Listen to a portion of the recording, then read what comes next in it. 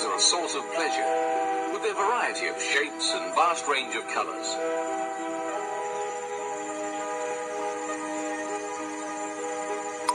They're used to brighten our homes and gardens. And their bright blooms also bring colour to our city streets.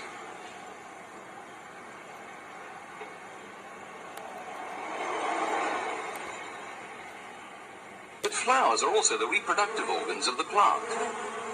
It's for this reason that scientists work with flowers to breed new, better and more valuable varieties of plants.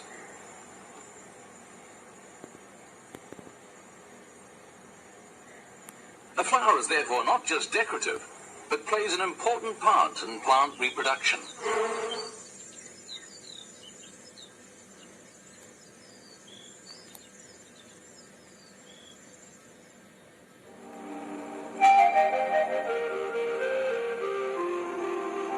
The role the flower plays in reproduction is easier to see in the larger, simpler flowers of the many monocotyledons. The small number and large size of their flower parts allows us to easily illustrate their structure.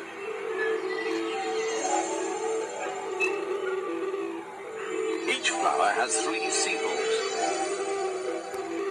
which overlap 3 petals. Inside the petals there are 6 stamens that produce pollen.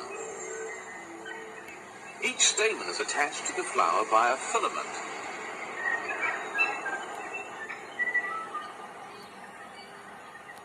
The enlarged sac at the tip of the filament is called the anther. Inside the anther there are 4 microsporangia. Each microsporangium is nourished by a layer of surrounding cells called the tapetum.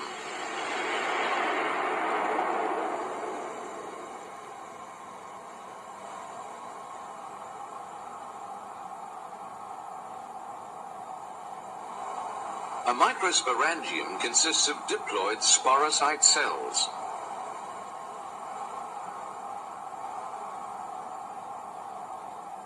The cellulose walls of these cells are soon replaced by a layer of callose. Each sporocyte now divides twice by meiosis. This creates 4 haploid microspore cells, each with 1 set of chromosomes. This group of adhering microspores is known as a tetrad. Soon the callose is removed, and sporopollen begins to form on the surface of each cell. The surrounding tapetum now releases additional sporopollen.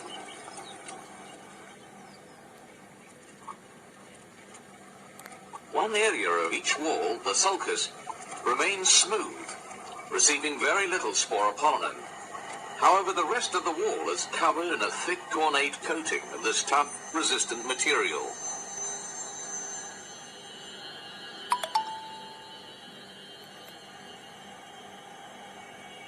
Each microspore nucleus now divides by mitosis. The lower generative cell separates from the wall and moves into the cytoplasm of the larger tube cell. This is the immature male and is known as a pollen grain. Before it is released, the pollen grain accumulates nutrient reserves. Finally, most of the water is lost, and the pollen grain enters into a resting state.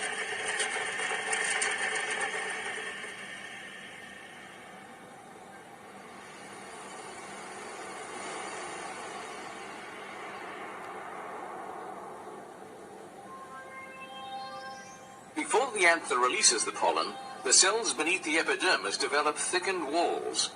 This is called the endothecium.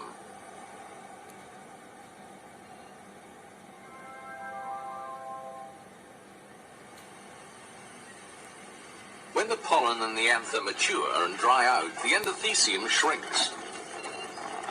This tears open the anther between each pair of microsporangia, allowing the pollen to escape.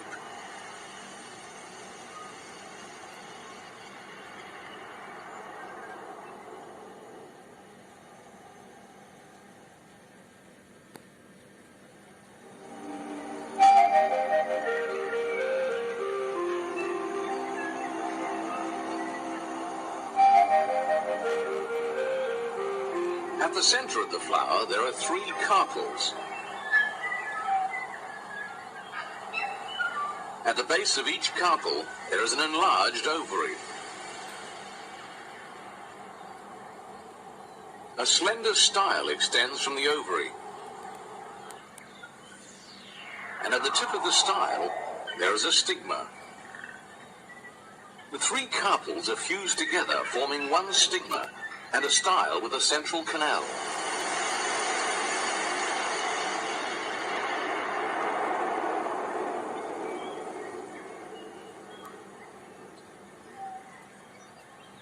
The base of the canal leads into each of the 3 ovaries.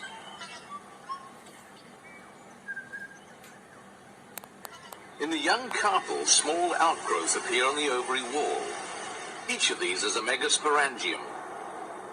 2 layers of cells, the integuments, grow over the megasporangium. A small pore, the micropyle, is the only area that remains uncovered by the integuments. This entire structure is called an ovule.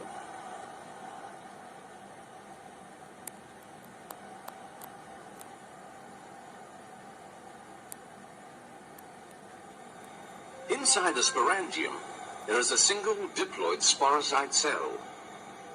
The diploid sporocyte divides by meiosis to form 4 haploid nuclei, each with one set of chromosomes. In some plants, such as lilium, walls are not formed around these nuclei. But in the majority of flowering plants, walls are formed around each nucleus, resulting in 4 megaspore cells. 3 of these then degenerate.